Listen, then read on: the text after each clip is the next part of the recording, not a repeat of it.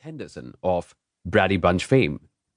The Mental Bank was a home study course that explained how everything we achieve in life is based upon our subconscious beliefs. I felt so desperate at that point that I decided to go for it. I pulled out my credit card and ordered the program. That night in my den was the turning point of my life. By the way, when I sheepishly told Dolores what I had done a day or two later, she was shocked. "You did what?" she asked in amazement. It's not that she objected to the purchase. It was just so out of character for me to buy something like that on impulse. And worse yet, from a TV infomercial. Several days later, the Mental Bank program arrived at my doorstep. And I was fascinated and excited to begin learning how our thoughts determine the quality of our lives. Prior to that time, I had never heard these ideas. Unfortunately, they don't teach you this stuff in school. The Mental Bank program spurred me to seek out other motivational resources. I began to read books by Napoleon Hill, Og Mandino, Norman Vincent Peale, and Robert Schuller. I started reading the Bible on a regular basis. And I eagerly listened to inspiring audio programs by Zig Ziglar, Earl Nightingale, Jim Rohn, Bob Proctor, and many others. I felt like a person who had wandered for days in the desert with a parched throat, and then suddenly found a stream of water. Now, I can't tell you that everything in my life changed overnight, because it didn't happen that way.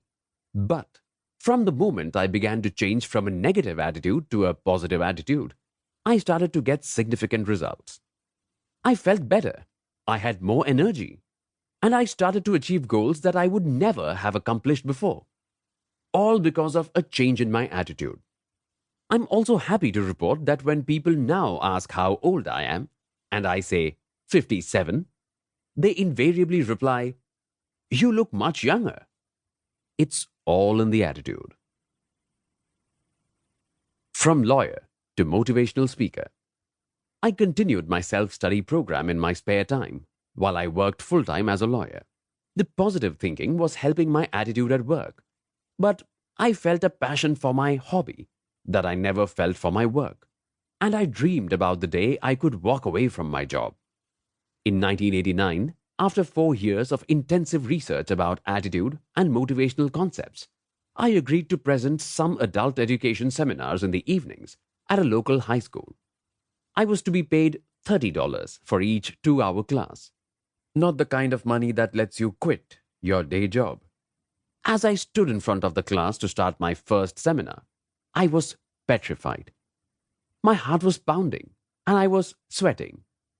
But somehow I managed to muster the courage to just do it.